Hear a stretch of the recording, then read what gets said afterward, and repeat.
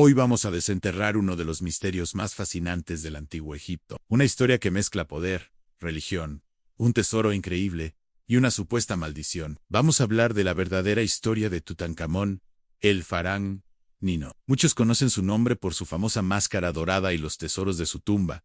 Pero, ¿quién fue realmente este joven rey? ¿Fue un gobernante poderoso o simplemente un peón en un juego de tronos milenario? Acompáñenme en este viaje al pasado para descubrirlo. Para entender a Tutankamón, primero debemos conocer a su padre, el faraón Akenatón. Akenatón fue un revolucionario, un rey que desafió siglos de tradición religiosa. Imaginen el Egipto de la época, una tierra donde se adoraba a un panteón de dioses, liderado por el poderoso Amón-Ra. De repente, Akenatón decide que todo eso debe cambiar. Impone una nueva religión, un monoteísmo radical centrado en un único dios Anatón, el disco solar. Esta reforma no fue solo un cambio de fe. Akenatón trasladó la capital de Tebas a una nueva ciudad que construyó en el desierto, Aketatón. Desmanteló los templos de los antiguos dioses, confiscó sus riquezas y borró sus nombres. Como pueden imaginar, esto provocó un caos tremendo. Los sacerdotes perdieron su poder, el pueblo se sintió abandonado por sus dioses protectores,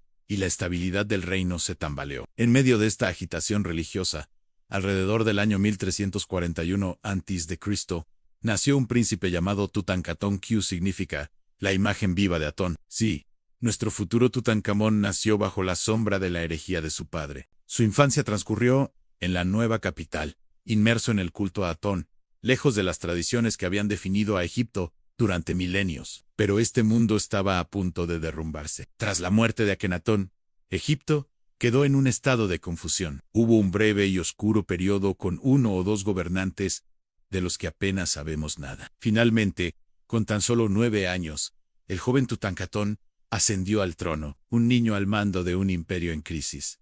¿Cómo podría un niño gobernar? La respuesta es que no lo hizo solo. Detrás de él estaban figuras poderosas, como el visir Ay y el general Joramje, quienes realmente manejaban los hilos del poder. La primera y más importante tarea de su reinado fue deshacer la revolución de su padre. Egipto necesitaba volver a la normalidad. Se abandonó la ciudad de Aketatón y la corte regresó a Tebas.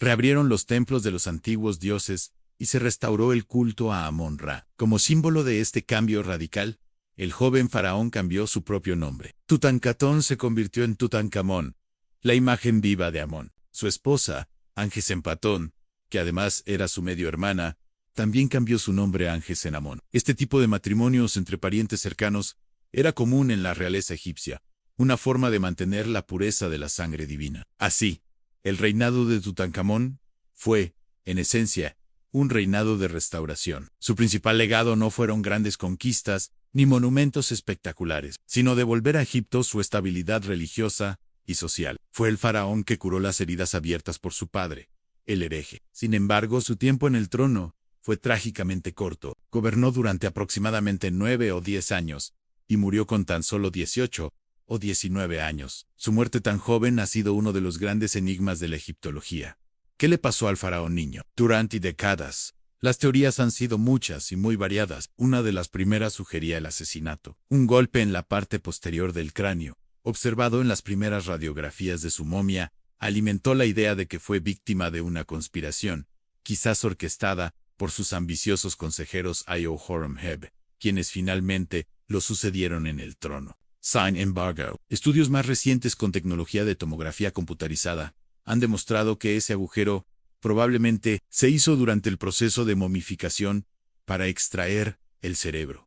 Otras teorías apuntan a causas naturales. El análisis de su momia reveló que Tutankamón tenía varias dolencias. Padecía una enfermedad ósea degenerativa, conocida como enfermedad de Haller, que afectaba a los huesos de su pie izquierdo. Esto explica por qué en su tumba se encontraron más de 130 bastones. Probablemente los necesitaba para caminar. Además, su pie estaba deformado, lo que le habría causado un dolor constante. Análisis de ADN también encontraron rastros del parásito de la malaria, una combinación de su frágil salud, una posible pierna rota quizás, por una caída de un carro y un brote de malaria.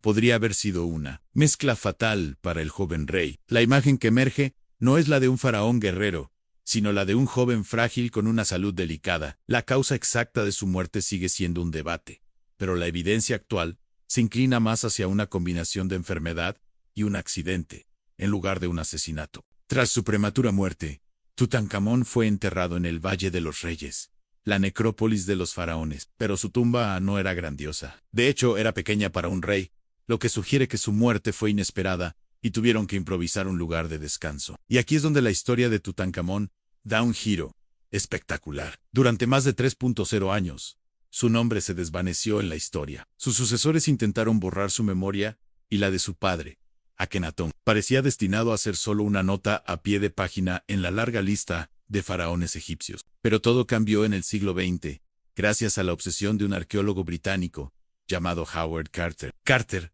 estaba convencido de que la tumba de un faraón llamado Tutankamón, del que apenas se sabía nada, debía estar en algún lugar del Valle de los Reyes sin descubrir. Durante años, buscó incansablemente, financiado por un noble inglés, Lord Carnarvon. La paciencia de Carnarvon se estaba agotando y le dio a Carter una última temporada de excavación. Y entonces, el 4 de noviembre de 1922, ocurrió el milagro. Uno de los aguadores del equipo tropezó con un escalón tallado en la roca. Era el comienzo de una escalera que descendía hacia una puerta sellada.